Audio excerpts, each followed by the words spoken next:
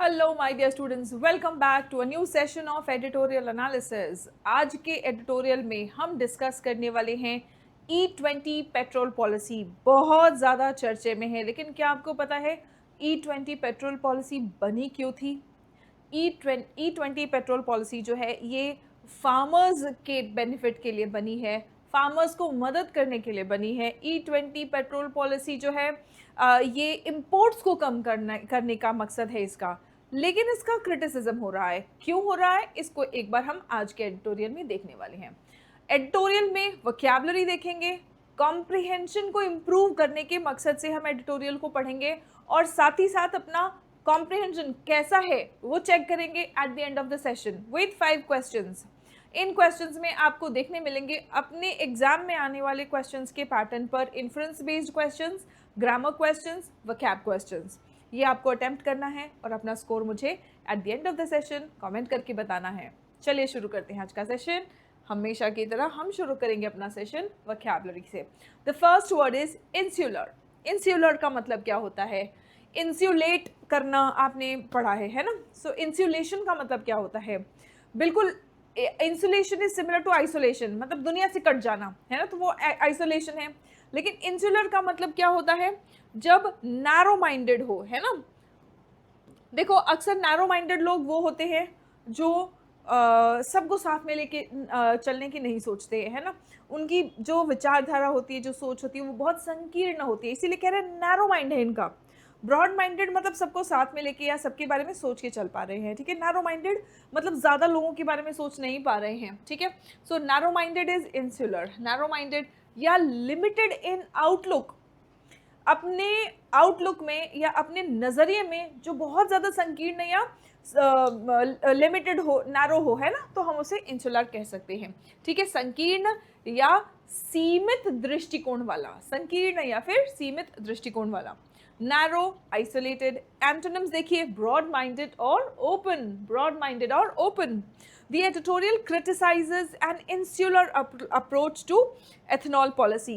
Editorial criticise कर रहा है जो एथेनॉल पॉलिसी है ना, इसका जो इंसुलर अप्रोच है। मतलब कह रहे हैं कि इन्होंने कुछ चीज़ों के बारे में तो सोचा, अच्छी बात है, लेकिन बाकी चीज़ों को साथ में लेके सोचना चाहिए। सिर्फ उन्हीं चीज़ों पे फोकस करके बाकी सब चीज़ों को इग्नोर कर देना भी समझदारी नहीं है ना।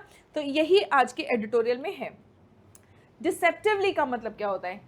डिसेप्टिव का मतलब होता है धोखेबाज। डिसेप्टिवली मतलब धोखेबाज तरीके से, in a way that appears different from reality. धोखेबाज हम किसको कहते हैं?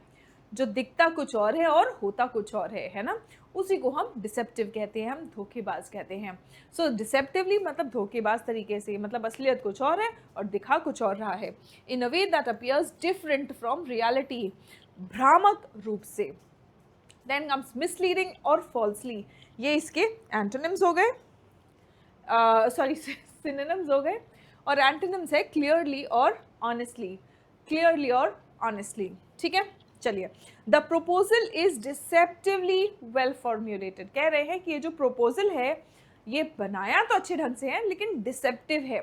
डिसेप्टिवली वेल फॉर्म्युलेटेड है ना, मतलब बनाया तो अच्छे ढंग से है, लेकिन थोड़ा धोखेबाज तरीके से अच्छे ढंग से है, ठीक है। क्रिटिसिज्म हो रहा है ना भाई, तो इनका जो टोन होगा, जो वोकैबुलरी होगा, जो वर्ड्स यूज होगा, उसी से आपको पता चलेगा कि थोड़ी सी नेगेटिव चॉइस ऑफ वर्ड्स भी होगा।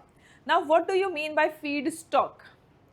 आप मुझे 1 मिनट देंगे प्लीज़, क्योंकि यहाँ पर जो 2 बच्चे हैं मेरे साथ साथ क्लास लेते हैं, इनको लग रही है ठंड।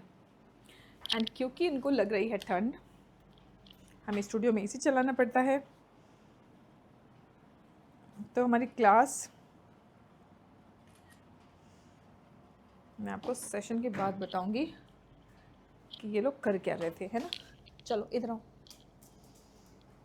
आ जाओ, इधर बैठ जाओ। सो यस,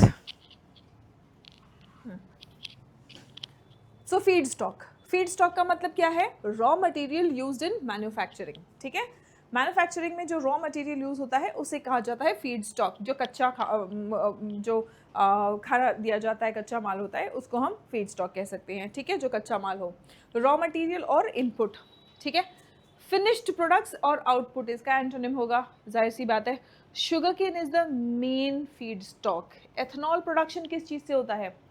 आपने एथनॉल E20 पॉलिसी बहुत ज़्यादा, E20 फ्यूल की बहुत ज़्यादा वीडियोस देखी होगी, बहुत वायरल है, बहुत ज़्यादा चर्चे में है, और अगर जो बातें कही जा रही है सही है तो बिल्कुल चर्चा होना भी चाहिए, ठीक है। लेकिन इसका जो रॉ मटेरियल है वो क्या है पता है? Sugar cane. इसीलिए मैंने शुरुआत में आपको कहा था ना कि फार्मर्स के बेनिफिट के लिए, फार्मर्स के लिए ये सोचा गया है कि फार्मर्स के लिए भी अच्छा है, इम्पोर्ट भी हमारा कम हो जाएगा, ठीक है, सोचना अच्छी बात है, और अगर ये हम कर पाएँ बहुत अच्छी बात है, लेकिन बाकी चीज़ों का नुकसान किए बिना अगर ये कर पाएँ तो अच्छी बात है ना। So sugar cane is the main feed stock for ethanol production, ठीक है। अब आपके लिए question, choose the word that means in a misleading way. इनमें से किस शब्द का मतलब है धोखेबाज तरीके से? बहुत ईजी है, कमेंट करके बता देना प्लीज़, ठीक है। चलिए, आउटवे करना मतलब क्या? आउटवे करना मतलब to be more important than, ठीक है। आउटवे करना, वे मतलब वजन, आउटवे मतलब दो चीज़ें हैं, है ना, एक दूसरे पर भारी पड़ रही है तो हम कहेंगे इट इज़ आउटवेइंग द अदर, है ना। तो भारी पड़ना, बेसिकली आउटवे करना मतलब भारी पड़ना, अधिक महत्वपूर्ण होना, एक्सीड करना, सरपास करना। एंटोनिम्स क्या होगा? ट्रेल या फिर अंडर वैल्यू होना, मतलब कम वैल्यू होना। The benefits must outweigh the additional cost. अब E20 पॉलिसी हम अपना रहे हैं तो जो फ़ायदे हैं वो ज़्यादा होने चाहिए, नुकसान अगर हो रहे तो नुकसान कम होना चाहिए, फ़ायदा ज़्यादा होना चाहिए। The benefits should outweigh the costs. अगर नुकसान ज़्यादा हो रहा है कोई चीज़ करके और फ़ायदा कम, तो फिर वो आगे बढ़ने लायक डिसीजन नहीं है। द बेनिफिट्स मस्ट आउटवे, हमेशा फ़ायदे ज़्यादा होने चाहिए, फ़ायदे भारी पड़ने चाहिए, ज़्यादा होने चाहिए। The benefits must outweigh the additional cost. Now procure का मतलब क्या होता है? वर्ब है ये, ठीक है। आउटवे क्या था? आउटवे भी वर्ब था, ठीक। चलिए, प्रोक्योर वर्ब है ये। प्रोक्योर मतलब प्राप्त करना, ठीक है। ये वर्ड स्पेशली हम तब यूज़ करते हैं जब भारी मात्रा में, स्पेशली गवर्नमेंट अक्वायर करता है, प्राप्त करता है फार्मर्स से कोई भी चीज़, है ना, तो हम प्रोक्योर ये वर्ड का प्रयोग करते हैं। ऑब्टेन और अक्वायर। एंटोनिम क्या है? मिलना तो खो देना, फॉरफीट या तो त्याग देना या खो देना, ठीक है। लूज और फॉरफीट, और आपको पता है ना लूज के दो स्पेलिंग्स हैं, एक तो है ये, दूसरा है ये क्या है? ये एक वर्ब है। इसका LOSE, दोनों का प्रोनाउंसिएशन सेम होता है। LOSE लूज का मतलब होता है खो देना। कोई चीज़ जब आप खो रहे हैं, है ना, तो उसे कहते हैं लूज। या फिर और एक मीनिंग है इसका, हार जाना। इंडिया वन द मैच, ठीक है। दूसरे किसी कंट्री का नाम आप ले सकते हैं, ऑस्ट्रेलिया लॉस्ट द मैच, है ना। सो लूज एक तो है खोना, दूसरा है हारना, ठीक है। अब ये वाला लूज क्या है? ये है एक एडजेक्टिव जो कि विशेषता बताता है। लूज मतलब ढीला, लूज मतलब ढीला, ठीक है। चलो, सो oil companies procure ethanol. Oil companies क्या करते हैं? एथेनॉल प्रोक्योर करते हैं, मतलब ऑब्टेन करते हैं एट एन एडमिनिस्टर्ड प्राइस, मतलब निर्धारित प्राइस है, उसी प्राइस पर उनको एथेनॉल जो है वो मिलता है, ठीक है। Now crucially, crucial means very important, बहुत ज़्यादा महत्वपूर्ण, सबसे ज़्यादा महत्वपूर्ण तरीके से। जब हम कहें क्रूशली मीन्स मोस्ट इम्पॉर्टेंटली, ठीक है, मोस्ट इम्पॉर्टेंटली, सिग्निफिकेंटली। ट्रिवियल का मतलब होता है, ये बहुत इंपॉर्टेंट वर्ड है, ये आपके एग्जाम में आ चुका है। ट्रिवियल मीन्स मामूली, छोटा मोटा सा। सो ट्रिवियली मतलब छोटे मोटे ढंग से, या फिर insignificantly. Crucially the policy favours sugar cane, कह रहे हैं क्रूशली मतलब मोस्ट इम्पॉर्टेंटली ये जो पॉलिसी है ये किसको फेवर कर रही है? शुगर केन को फेवर कर रही है, ठीक है। अच्छी बात है, फेवर करें, लेकिन बाकी चीज़ों का नुकसान नहीं होना चाहिए, या नुकसान फ़ायदे से ज़्यादा नहीं होना चाहिए, बस इतना कहना है जनता का, ठीक है। Choose the word that means to obtain और acquire. Choose the word that means to obtain, हासिल करना, पाना। इनमें से कौन सा ऐसा शब्द है जिसका मतलब है पाना, हासिल करना, ठीक है, प्राप्त करना? प्रोक्योर, आउटवे या फिर क्रूशली? कमेंट करके आप मुझे बताएंगे। चलिए आगे बढ़ते हैं। इंस्टीट्यूट, हाँ आपने इंस्टीट्यूट से यही मतलब समझा होगा कि इंस्टीट्यूट का तो मतलब होता है, अरे हाँ वही इंस्टीट्यूट, कोचिंग इंस्टीट्यूट जहाँ पे हम पढ़ने जाते हैं। जी हाँ, एक इंस्टीट्यूट का मतलब होता है संस्थान, लेकिन वो एक नाउन है, ठीक है। एक इंस्टीट्यूट का मतलब होता है संस्थान, ठीक है, राइट, और वो एक नाउन होता है। वर्ब की तरह भी ये वर्ड यूज होता है इंस्टीट्यूट, और उसका मतलब होता है स्थापित करना, स्थापित करना, ठीक है। टू एस्टैब्लिश और इंट्रोड्यूस, एस्टैब्लिश करना, इंट्रोड्यूस करना, किसी चीज़ को आप इंट्रोड्यूस कर रहे हैं, किसी चीज़ को आप स्थापित कर रहे हैं, तो आप इंस्टीट्यूट वर्ड भी यूज़ कर सकते हैं। एंटोनिम क्या है? अबॉलिश करना, जब स्थापित कर रहे हैं तो खत्म करना इसका एंटोनिम हो जाएगा। सो अबॉलिश करना और एंड करना। The government should institute revenue sharing arrangements, कह रहे हैं कि सरकार को क्या स्थापित करना चाहिए? रेवेन्यू शेयरिंग अरेंजमेंट्स स्थापित करना चाहिए, ठीक है। फैसिलिटेट, फैसिलिटेट का मतलब क्या होता है? वर्ब है ये, ठीक है, ये एक वर्ब होता है। इसका मतलब क्या होता है? सुगम बनाना, यूज करने के लिए आसान बनाना। फैसिलिटेट करना मतलब सुगम बनाना, ठीक है। टू मेक इजियर, आसान बनाना। मदद करना, फैसिलिटेट करना मतलब सिंपली मदद करना, असिस्ट करना, एनेबल करना, ठीक है। एंटोनिम क्या है? मदद करने का एंटोनिम, इजी बनाने का एंटोनिम है रुकावट पैदा करना, मुश्किल बनाना। Obstruct or hinder. The policy should facilitate contracts between farmers and distilleries. Distilleries और farmers के बीच में contracts facilitate करना चाहिए ये policy. Coming to the next word, viability. ity ending word क्या होता है? Noun होता है। कोई चीज़ कितना viable है, मतलब कोई चीज़ कितना possible है, feasible है, संभव है, कितना practical है ना? एबिलिटी टू सक्सीड और वर्क, कितना काम किया जा सकता है, कितना कामयाब कोई चीज़ हो सकता है, उसको हम कहते हैं वायबल। और उसकी कामयाबी दर जब हम बात करते हैं, दैट्स वायबिलिटी। कितना सक्सेस रेशियो हम बोलते हैं ना, सो कितना एबिलिटी है उसका सक्सीड करने का या वर्क करने का effectively, that's called viability. Feasibility, practicality. Impracticality और फेलियर इसके एंटोनिम्स हो जाएंगे। The government may provide viability gap funding, कह रहे हैं कि सरकार प्रोवाइड कर सकती है फंडिंग। कौन सी फंडिंग? वायबिलिटी गैप फंडिंग, ठीक है। The next word, okay, question आ गया आपके लिए, इस्टैब्लिश करना या इंट्रोड्यूस करना, इनमें से किस शब्द का मतलब हो सकता है? वायबिलिटी, फैसिलिटेट या फिर इंस्टीट्यूट? कमेंट करके आप मुझे अपना आंसर बताएंगे। एंड स्टूडेंट्स, यहाँ पर हम जो कुछ भी डिस्कस करते हैं इसका पीडीएफ या आपको कोई इन्फॉर्मेशन अगर पास ऑन करना है तो ये सब कुछ हम पास ऑन कैसे करेंगे? टेलीग्राम चैनल के थ्रू। तो ये रहा आपका टेलीग्राम चैनल का क्यूआर कोड, इसको स्कैन करके आप ज्वाइन कर सकते हैं, या फिर आप simply English with Suman Sharma, remember English with Suman Sharma, इस टेलीग्राम चैनल को सर्च करके आप ज्वाइन कर सकते हैं। आपको डिस्क्रिप्शन में भी लिंक मिल जाएगा। और ये रहा हमारा WhatsApp channel, again you can scan and join. Seren Pathshala, Google play store पर आपको ये एप्लीकेशन मिलेगा बच्चों, जिस एप्लीकेशन पे आपको इंग्लिश से रिलेटेड सभी नीड्स आपकी पूरी होंगी। चाहे किसी एग्जाम्स के लिए आप प्रिपेयर कर रहे हो, चाहे आप अपना कम्युनिकेशन स्किल्स इंप्रूव करना चाहते हैं, और आगे आने वाले दिनों में और बहुत सारी चीज़ें मैं ऐड ऑन करने वाली हूँ जो बेसिकली आपके इंग्लिश से रिलेटेड जो भी रिक्वायरमेंट्स हो वो सभी पूरी होंगी, ठीक है। So complete English foundation batch है बच्चों ये, ठीक है।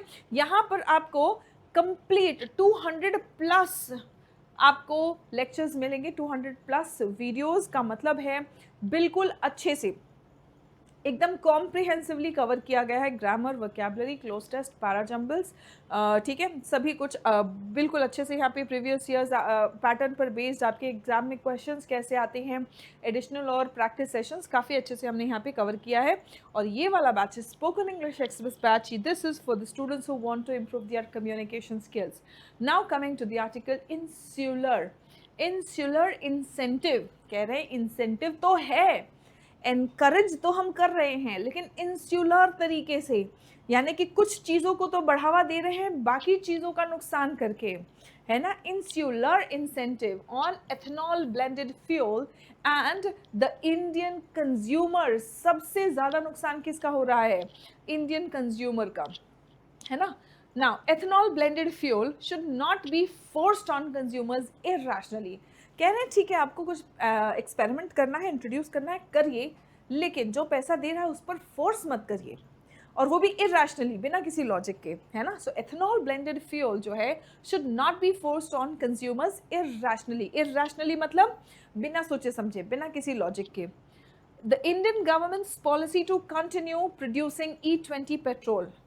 अब सरकार का लॉजिक क्या है E20 पेट्रोल को प्रोड्यूस करने का? At a cost higher than that of pure petrol. Pure petrol से ज़्यादा इसका प्रोडक्शन कॉस्ट है, उसको प्रोड्यूस करने का लॉजिक क्या है? और वो भी खासकर तब when oil prices dip under $70 a barrel to compensate. वो क्या कह रहे हैं कि ये महंगा E20 पेट्रोल हम फिर भी बनाए जाएंगे, क्यों? टू कॉम्पेंसेट फार्मर्स एडिक्वेटली, ताकि फार्मर्स को एडिक्वेटली यानी कि पर्याप्त रूप से उनको कॉम्पेंसेट कर पाए। Is a deceptively well formulated preposition. Preposition का मतलब क्या होता है? प्रस्ताव। ये प्रस्ताव जो है बढ़िया बनाया गया है, लेकिन डिसेप्टिवली बढ़िया बनाया गया है, यानी कि धोखेबाज तरीके से, या जो दिख रहा है वो नहीं है। फॉर्मुलेट तो अच्छा कर दिया है, लेकिन जो दिख रहा है वो नहीं है, ठीक है। Most feed stock for the fuel blending programme is from sugar cane. कह रहे हैं कि सबसे ज़्यादा इसमें जो फीड स्टॉक यानी कि जो रॉ मटेरियल है वो कहाँ से है? शुगर केन से। One of India's most water and fertiliser intensive crops. कह रहे हैं कि भारत में बहुत सारे फसल होते हैं और सभी फसलों में ये एक ऐसा फसल है जिसमें, और भी कुछ ऐसे फसल हैं जिसमें वाटर बहुत ज़्यादा लगता है और फर्टिलाइजर्स भी बहुत ज़्यादा लगते हैं, है ना। So this is one of the, इसीलिए कह रहे हैं one of India's most water and fertiliser intensive crops mainly grown in water stressed Maharashtra. और ये ग्रो भी कहाँ होता है? वाटर जो ऑलरेडी, एक तो इसको पानी ज़्यादा चाहिए, और ये ग्रो कहाँ हो रहा है? जहाँ पे पानी की ऑलरेडी किल्लत है, ऑलरेडी वहाँ पे स्ट्रेस हो रहा है कि पानी की कमी हो रही है। स्टेट्स कौन से हैं? महाराष्ट्र, कर्नाटका, ठीक है। Whether the policies net economic benefit remains positive will depend on the gains from lower crude import. अब यहाँ पे तो ज़्यादा हम पैसा लगा रहे हैं, ठीक है, इसको उगाने के लिए, लेकिन इसमें से नेट प्रॉफिट मतलब लॉस जो हो रहा है या लागत जो लग रहा है वो सब निकाल के आखिरकार क्या बच रहा है। तो नेट इकोनॉमिक बेनिफिट जो है वो तो तभी ही पता चलेगा जब लोअर क्रूड इंपोर्ट, जो भी हम इंपोर्ट कर रहे हैं, है ना, तो लोअर क्रूड इंपोर्ट से जो पैसा बचेगा उसको यहाँ से माइनस करेंगे, तभी हमें पता चलेगा कि नेट इकोनॉमिक बेनिफिट हमें कितना हो रहा है, ठीक है। And not just that, environmental improvement, ये भी कह रहे हैं कि इससे अगर इन्वायरमेंटल भी इम्प्रूवमेंट हो रहा है, चलो ठीक है, आज मान लो कि हमारे लिए इजी है पेट्रोल यूज़ करना, पेट्रोल यूज़ कर लेते हैं, ठीक है। गाड़ी ख़राब हो रही है, लोग हल्ला मचा रहे हैं, जायज़ सी भी बात है, बहुत मेहनत करके लोग खरीदते हैं गाड़ी, है ना, तो ठीक है, लेकिन एनवायरनमेंट में डैमेज हो रहा है, कल को हमें उसको भी ठीक करने के लिए पैसे खर्च करने पड़ेंगे, राइट। तो अगर मान लीजिए कि इससे एनवायरनमेंट में डैमेज कम हो रहा है, ठीक है, लोअर क्रूड इम्पोर्ट्स हो रहे हैं हमारे, एंड हायर रूरल इनकम्स हो रहे हैं, मान लो कि किसान को इनकम अच्छा आना शुरू हो रहा है, ठीक है, ये सब चीज़ हो रहा है, आउटवे दीज एडिशनल कॉस्ट। तो जो एडिशनल कॉस्ट आ रहे हैं इसकी वजह से, उससे ज़्यादा अगर ये सब है तब तो सोचने वाली बात है, ठीक है। Efficiency also remains a concern. कह रहे हैं कि एक तो इसकी एफिशिएंसी कि कितना एफिशिएंट है, कितना सक्षम है, एफिशिएंसी भी एक चिंता है कि कितना सक्षम है ये पूरा system.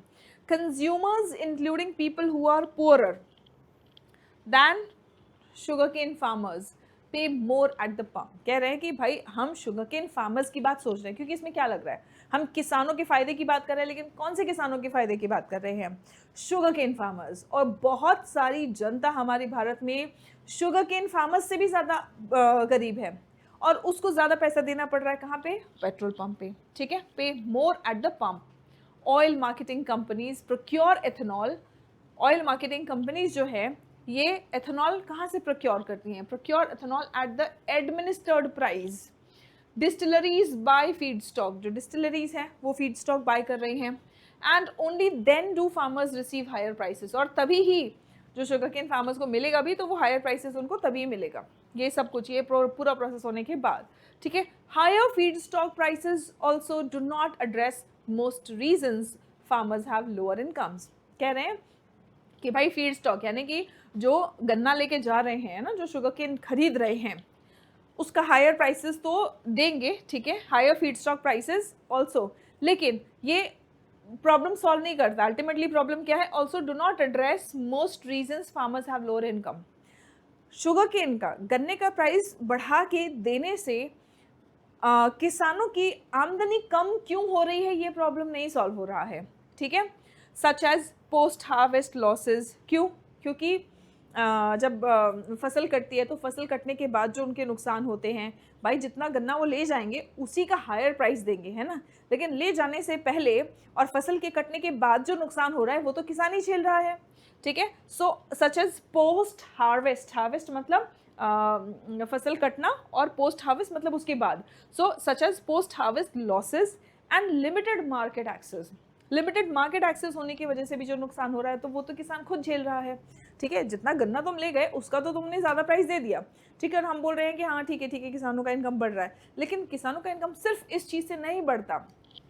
Crucially, if the government rewards every unit of ethanol irrespective of feedstock, कह रहे हैं कि सबसे ज़रूरी तरीके से if government rewards every unit of ethanol, ethanol के जितने भी यूनिट हैं, अगर हर यूनिट को सरकार रिवॉर्ड करती है irrespective of feedstock, the policy will favor whichever feedstock has the largest installed base, है ना। फिर जो है पॉलिसी फेवर किसको करेगी? विचेवर फीड स्टॉक, जो भी feed stock largest installed base रखेगा उसको रिवॉर्ड करेगी, है ना। Now instead the objectives should include, इन सब चीज़ों के बदले हमारा मकसद क्या होना चाहिए? ऑब्जेक्टिव्स क्या होने चाहिए? Objectives should include resource efficiency, यानी कि हमारा जो रिसोर्स है वो कितना एफिशिएंट है, and food security, food security पे भी कोई भी संकट नहीं आना चाहिए। The state could invest in irrigation, state कहाँ पे इन्वेस्ट कर सकता है? इरिगेशन में, सिंचाई में, and logistics and institute revenue sharing arrangements, logistics बनाओ, रेवेन्यू शेयरिंग अरेंजमेंट बनाओ, है ना, with ethanol producers and cooperatives, जो कोऑपरेटिव्स हैं और जो एथेनॉल प्रोड्यूसर्स हैं उनके बीच में रेवेन्यू शेयरिंग अरेंजमेंट बना दो। India has encouraged maize and grain-based distillation capacity. India no doubt encourage कर रहा है, बढ़ावा दे रहा है मक्का, maize and grain-based distillation capacity में, has expanded rapidly. जो डिस्टिलेशन कैपेसिटी है वो ग्रेन बेस्ड वो रैपिडली एक्सपैंड किया है। Periodically allowed ethanol to be produced from the food corporation's surplus और डैमेज्ड राइस होल्डिंग्स। अब फूड कॉरपोरेशन जो है इनके पास जो भी extra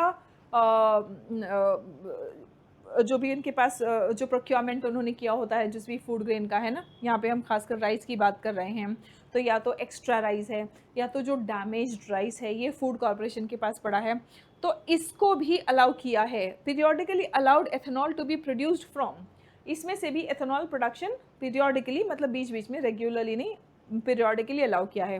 and has supported commercial plants, commercial plants को भी सपोर्ट किया है using agricultural residues such as rice straw. अब एग्रीकल्चरल रेसिड्यू मतलब जो हम अन्न उगा रहे हैं तो उसके बाद जो रेसिड्यू बच रहा है क्या है, जैसे rice straw. Under ministry of petroleum and natural gas, इनके निगरानी में एग्रीकल्चरल रेसिड्यूज को भी यूज़ करना अलाउ किया है, ठीक है। Maize and millets are less thirsty. Maize and millets are less thirsty कह रहे हैं, मतलब ये पानी के कम प्यासे हैं, है ना, तो कम प्यासे मतलब ज़्यादा पानी नहीं लगता इनको उगाने के लिए। Maize and millets are less thirsty, but maize still demands significant fertilizer input, कह रहे हैं कि लेकिन फिर भी maize में significant fertilizer input चाहिए होता है। While millets produce less fermentable starch per hectare, कह रहे और मिलेट्स ज़्यादा फर्टिलाइज़र भी नहीं, ज़्यादा पानी भी नहीं चाहिए, लेकिन फर्मेंटेबल स्टार्च जो है वो कम प्रोड्यूस करता है per hectare. Sweet sorghum is less water intensive, अब हम ऑल्टरनेटिव्स की बात कर रहे हैं, है ना। स्वीट सोर्गम जो है वो लेस वाटर इंटेंसिव है, मतलब ज़्यादा पानी नहीं चाहिए होता है, and has a shorter growing season, उगता भी बहुत जल्दी है, ठीक है, शॉर्टर ग्रोइंग सीजन है दैन शुगर केन। गन्ने को जितना उगने के लिए टाइम लगता है उससे कम टाइम लगता है स्वीट सोर्गम को। Lignocellulosic biomass such as rice and wheat straw, maize stover, and groundnut shells can also support second generation ethanol, यानी कि 2G ethanol ये support कर सकते हैं. 2G ethanol from agricultural residues can avoid using cropland for fuel. अब अगर हम agricultural residue से हम एथेनॉल बनाएं तो इससे क्या होगा, इससे ये होगा कि हमें क्रॉप लैंड मतलब जहाँ पे फसल उग सकती है वो यूज़ करने की ज़रूरत नहीं है, फसल ऑलरेडी उगी हुई है और वो यूज़ में है. जो एग्रीकल्चरल रेसिड्यू वैसे भी जो वेस्ट हो जाता है या जो यूज़ नहीं हो पाता हम उसको यूज़ कर रहे हैं, तो इससे क्रॉप लैंड जो है फ्यूल बनाने के लिए यूज़ होने से बच गया. Can avoid using crop land for fuel, reducing competition with food crops, food crops के साथ में भी इसका कंपटीशन कम हो गया. एंड एड्रेसिंग, ये क्यों कह रहे हैं, जब फूड क्रॉप्स के साथ में कंपटीशन कम हो गया तो फूड सिक्योरिटी पर चैलेंज नहीं आएगा, है ना. एंड एड्रेसिंग स्टबल बर्निंग, जो स्टबल बर्निंग है लोग क्या करते हैं कि एग्रीकल्चरल रेसिड्यू बचा, अब क्या करेंगे, कहाँ लेके जाएंगे, तो लोग क्या करते हैं खेतों में डालते हैं और जला देते हैं. इससे अगेन पोल्यूशन होता है. दिल्ली वगैरह में आपको पता ही है ऐसे एरियाज़ में कितना ज़्यादा पोल्यूशन हो जाता है बिकॉज ऑफ स्टबल बर्निंग, जो स्मॉग का बहुत ज़्यादा कारण बन जाता है. ब्रीथिंग डिफ़िकल्टीज़ वगैरह लोगों को होने लग जाती है. तो एक इनडायरेक्ट कॉस्ट है, डायरेक्ट कॉस्ट नहीं है लेकिन इनडायरेक्ट कॉस्ट है. ठीक है, तो अगर हम इसी एग्रीकल्चरल रेसिड्यू से एथेनॉल बनाने लगेंगे तो ये स्टबल बर्निंग वाला प्रॉब्लम भी है जो वो एड्रेस हो जाएगा. It is more expensive and technologically demanding, कह रहे हैं कि ये एक्सपेंसिव है और टेक्नोलॉजिकली डिमांडिंग है, मतलब ज़्यादा टेक्नोलॉजी की डिमांड है. But that is a better problem to solve, कह रहे हैं मतलब टेक्नोलॉजी की ज़्यादा डिमांड है, ठीक है, महंगा भी है, लेकिन ये प्रॉब्लम सॉल्व करने लायक है. It is a better problem to solve with proactive policy making, कह रहे हैं कि यहाँ पे जो है पॉलिसी मेकिंग प्रोएक्टिव होना चाहिए, तत्पर होना चाहिए. The government could pay a premium for ethanol produced from residues, सरकार प्रीमियम पे कर सकती है जहाँ पे भी एग्रीकल्चरल रेसिड्यूज से एथेनॉल प्रोड्यूस हो रहा है. Subsidise equipment and infrastructure to collect and store crop residue, अब क्रॉप रेसिड्यू को इकट्ठा भी करना पड़ेगा, उसको कहीं स्टोर भी करना पड़ेगा, तो इन सभी चीज़ों के लिए भी जो इक्विपमेंट चाहिए उस पर सब्सिडी दे सकती है सरकार. Facilitate contracts between aggregators and distilleries, जो एग्रीगेटर्स हैं मतलब जो एग्रीकल्चरल रेसिड्यू इकट्ठे करने वाले लोग हैं, जो डिस्टिलरीज़ हैं मतलब जहाँ पे इथेनॉल प्रोडक्शन होगा, है ना, फर्मेंटेशन जहाँ पे होगा, तो उनके बीच में कॉन्ट्रैक्ट्स करवा सकती है सरकार. फैसिलिटेट यानी कि आसान बनाना, सुगम बनाना, उनके बीच में कॉन्ट्रैक्ट्स करवा सकती है सरकार. And provide viability gap funding, जो भी वायबिलिटी गैप फंडिंग होगी, वायबिलिटी गैप फंडिंग मतलब सक्सेस नहीं हो पा रहा है तो सक्सेस तक पहुंचने का जो गैप है उसको फंडिंग दे दें, है ना. So viability gap funding and offtake agreements. Ultimately ethanol policy should not be independent of agricultural policy, कह रहे हैं कि एथेनॉल पॉलिसी अलग से नहीं बनना चाहिए, एग्रीकल्चरल पॉलिसी के साथ साथ बनाना चाहिए. And import substitution is no excuse for consumers being forced to pay more, कह रहे हैं कि हमें इम्पोर्ट नहीं करना है ना, तो ये एक बहाना नहीं बन जाना चाहिए कि हम कंज्यूमर्स को फोर्स करें कि वो पैसे ज़्यादा दें. Import substitution is no excuse for consumers being forced to pay more for lower mileage fuel than pure petrol. Pure petrol से lower mileage fuel है ये, और इसके लिए भी ज़्यादा पैसा कंज्यूमर्स दे, इसके लिए कंज्यूमर्स को फोर्स नहीं करना चाहिए ये बहाना बना के कि नहीं नहीं हम इंपोर्ट कम करना चाहते हैं. तो इंपोर्ट कम करने के नाम पर हम कंज्यूमर्स को नहीं फोर्स कर सकते कि तुम जो लोअर माइलेज फ्यूल है वो ख़रीदो, वो भी ज़्यादा पैसे पे करके, है ना. चलिए, बहुत ही प्यारा सा आर्टिकल था, प्यारा इसलिए था बिकॉज बहुत ही ज़्यादा चर्चे में है. चलिए देखते हैं हम इसके क्वेश्चंस कितना अच्छे से आंसर कर पाएंगे. 5 क्वेश्चंस हैं, आप इनको अच्छे से आंसर करेंगे और अपना स्कोर आप मुझे कमेंट करके ज़रूर बताएंगे. What is the main idea of the passage, passage का मेन आइडिया आखिर क्या था, किस चीज़ के बारे में हम बात कर रहे हैं. हम शुगर केन फार्मिंग को बढ़ाना चाहिए उसकी बात कर रहे हैं क्या, गन्ने की खेती हमें बढ़ाने की बात करी हमने. ethanol policy should benefit both from consumers and farmers, should benefit both consumers and farmers efficiently. कह रहे कि एथेनॉल पॉलिसी जो है वो कंज्यूमर्स, जो उपभोक्ता है उनको भी, और किसान जो हैं उनको भी, दोनों को फ़ायदा होना चाहिए इससे। क्या हमने इसकी बात की? पेट्रोल प्राइसेस जो हैं वो हमेशा बढ़ानी चाहिए, क्या हमने ये बात किया? या फूड क्रॉप्स जो है वो रिप्लेस करना चाहिए एथेनॉल, खाने का मतलब क्रॉप्स जो है वो उगाना ही बंद कर दो, एथेनॉल के लिए क्रॉप्स उगाना शुरू करो। क्या ये हमारे पैसेज का मेन आइडिया था? क्या था हमारे मेन पैसेज का मेन आइडिया? आप मुझे कमेंट करके बताएंगे। Coming to the next one. ओ, इसका तो आंसर ही यहाँ पे आ गया।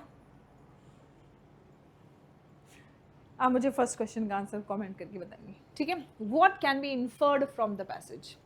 पैसेज में से हम क्या इन्फर कर सकते हैं?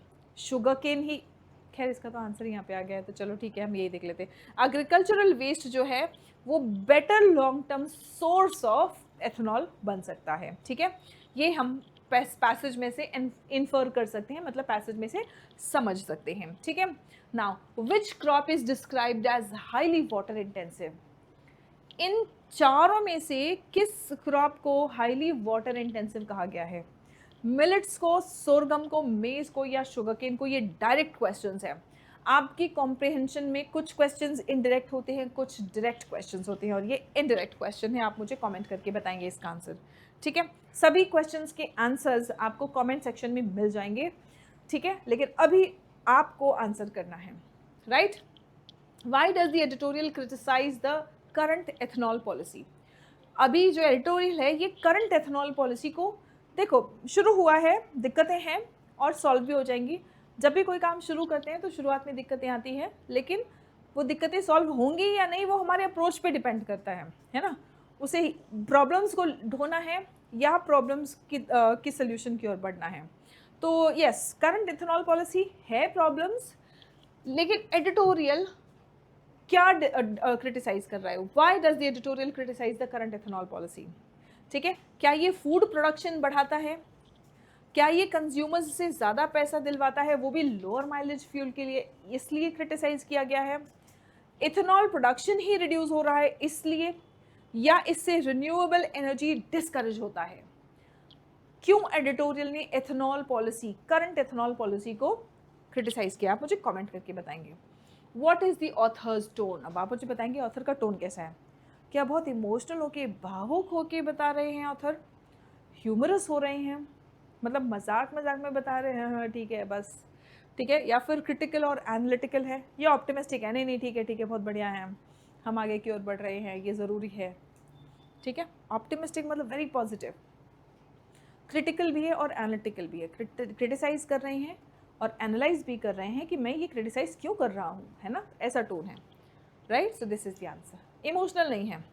इमोशनल टोन तो उन लोगों का है जिनकी गाड़ियाँ ख़राब हो रही है, जो वीडियोस बना रहे हैं कि हाँ हमारी गाड़ी ख़राब हो गई है ना, ये फ्यूल यूज़ करने की वजह से नई गाड़ी में ये दिक्कतें आ गई हैं, उनका टोन इमोशनल रहता है, because obviously they are spending so much on their vehicles and then they have to see the problems, they have to pay higher, so उनका टोन इमोशनल है ना। ऑथर का टोन कैसा? ऑथर का tone तो है क्रिटिकल और analytical, ठीक है। चलिए अब डिस्कशन पॉइंट, सोचने के लिए कुछ बात। Should governments prioritize consumer welfare और farmer welfare while designing fuel policy? Fuel policy जब भी सरकार बनाती है, किसको ज़्यादा प्राथमिकता देना चाहिए? उपभोक्ताओं को या किसानों को? कंज्यूमर्स को या फार्मर्स को? किसे ज़्यादा प्रायोरिटी देना चाहिए? कमेंट करके आप मुझे बताएंगे अपनी राय, ठीक है।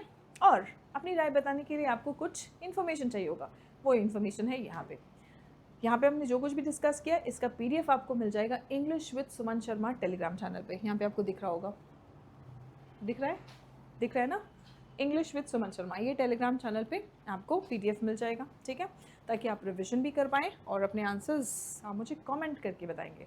और आज का सेशन कैसे लगा वो भी आप मुझे कमेंट करके ज़रूर बताएंगे। That's it for today students, see you in the next session. तब तक अपना ख्याल रखें, स्वस्थ रहें, मस्त रहें, पढ़ते रहें और सभी बच्चे आगे बढ़ते रहें। जय हिंद एवरीवन।